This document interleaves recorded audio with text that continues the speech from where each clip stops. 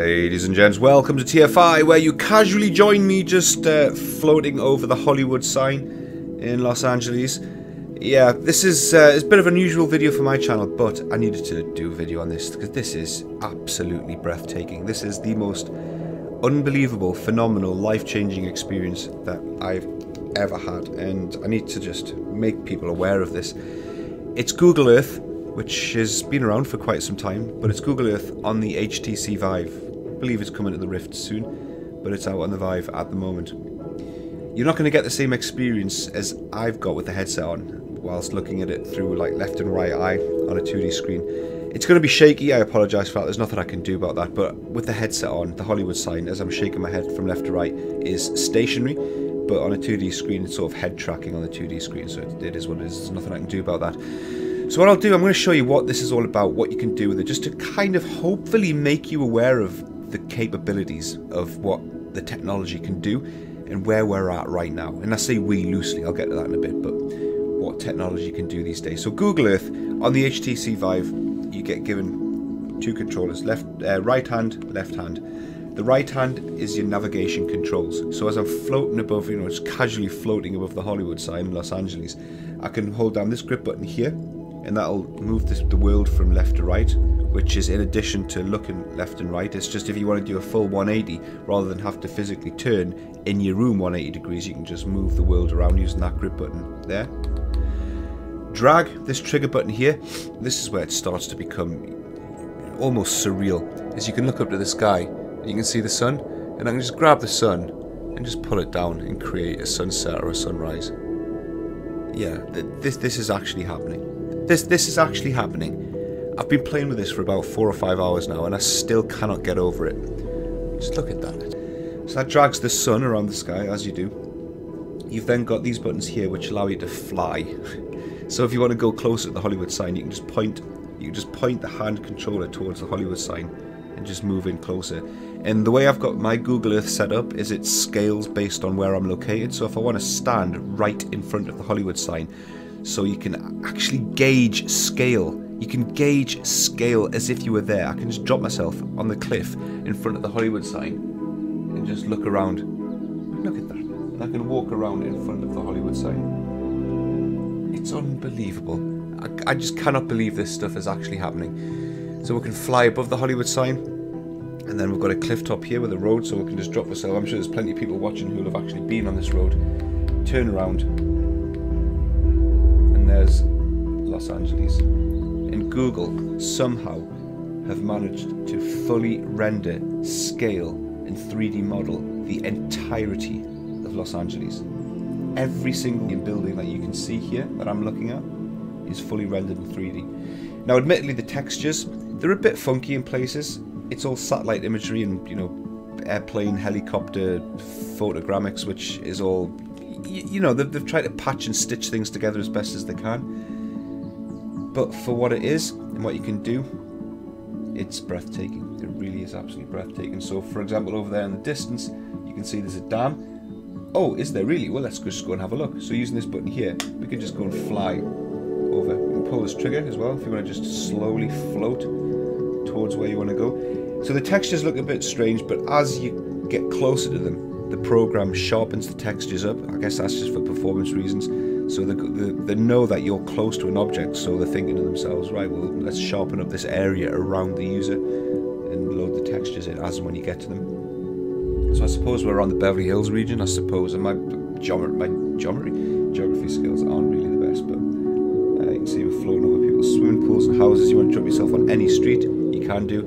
So this is where you can see a lot of the cars and trees that were on the street as the pictures were taken. They're not the best, but it's meant to be viewed from the air, so I can, given what I'm actually doing, I can forgive them for that pretty easily.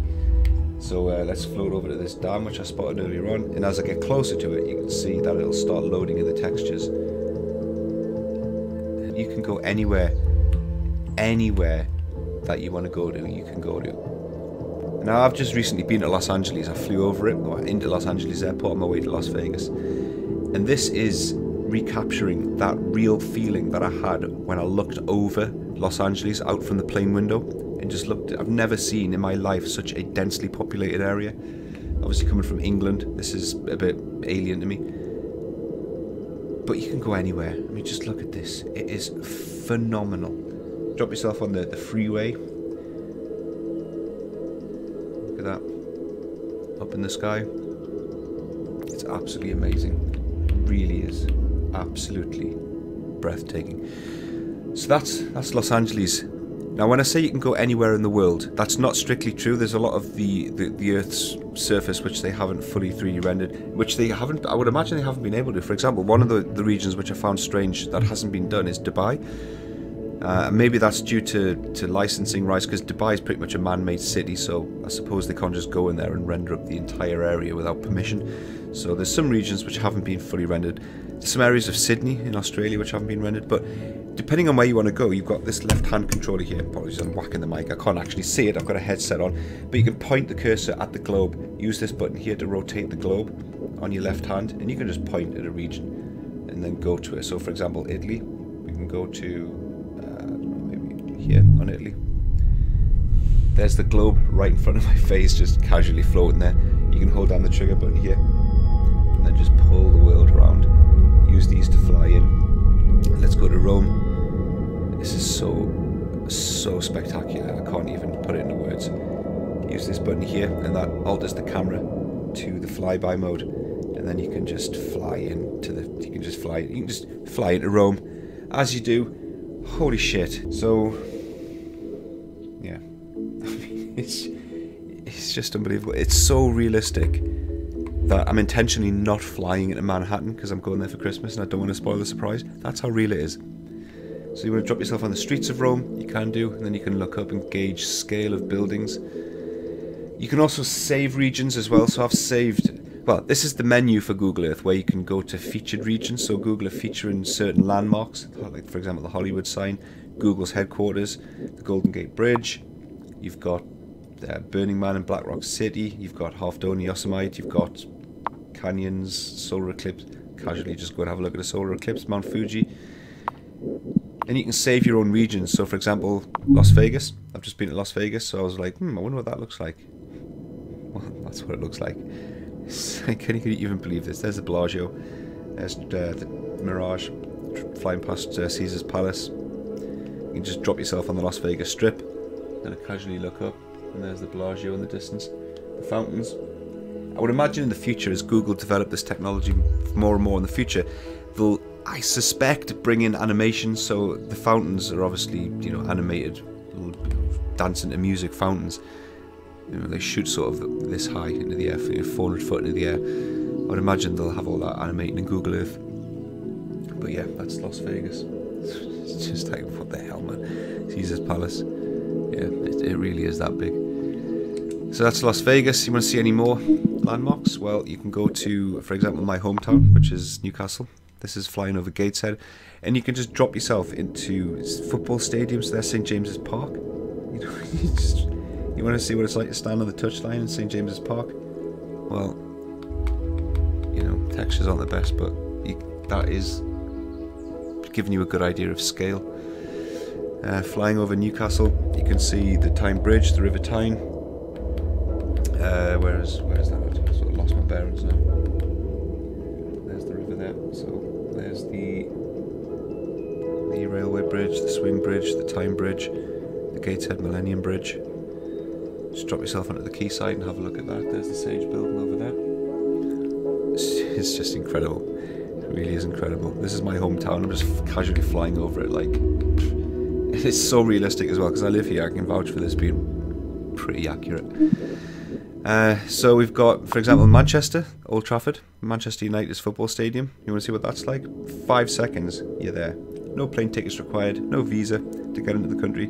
Just drop yourself into Old Trafford. And we've got the Etihad Stadium, which is just down the road. And where's that at? That's probably on page 2. Yep, there's the Etihad Stadium. It is life-changing to be able to do this. As somebody who's grew up through, Amigas, Spectrums, Commodore 64s, Super Nintendos, and we're now at this point here where I can just put on a headset and go anywhere in the world and stand in front of any landmark in the world. So if you're in a fortunate enough position to be able to think about buying an HTC Vive, I cannot recommend it enough. I cannot recommend it enough just for this experience alone. Another experience, Christ the Redeemer statue in Rio de Janeiro. Not a problem, mate. Just put yourself there. Just casually stood in front of Christ. I mean, look at that. It's absolutely phenomenal. You may be not gauging how impressive this is looking through left and the right eye, but with the virtual reality headset on, I am stood right in front of this statue. I'm now looking right up at the Christ the Redeemer. I just cannot. I cannot. So there's Christ the Redeemer. We've got the Vatican. You just want to casually put yourself into the Vatican? Not a problem, mate. There it is. You want to walk up the streets of the Vatican? Well, there you go. So you can see it's loading in the textures. You will need a pretty high-speed internet to get the most out of this, which I do have, so it's loading in the textures pretty quickly. But yeah. Jesus Christ. What else? Golden Gate Bridge. You want to just go to the Golden Gate Bridge straight from the Vatican? Well, there you go. You want to drive along the Golden Gate Bridge? This isn't for anyone with motion sickness, by the way. So, highly recommend. Well, there is a motion sickness mode. If you do suffer from motion sickness or you're a bit uncomfortable with heights, you can turn on comfort mode, and then as you're flying around, it'll just dim the field of view, so it'll blur everything around your field of view.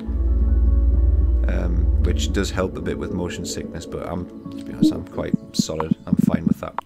So I can turn comfort mode off. Millennium Park, Chicago. We've got most regions of the world have been covered. Disney World or Disneyland, I can't remember which one it is, but it's the one in Florida. Look at that. I'm saying it's the one in Florida. It might not be. I don't know. I've never been to Disney World or Disneyland. But yeah, that's Google Earth on the HTC Vive. Like I say, if you're in a fortunate enough position to be able to think about buying something like this, just do it.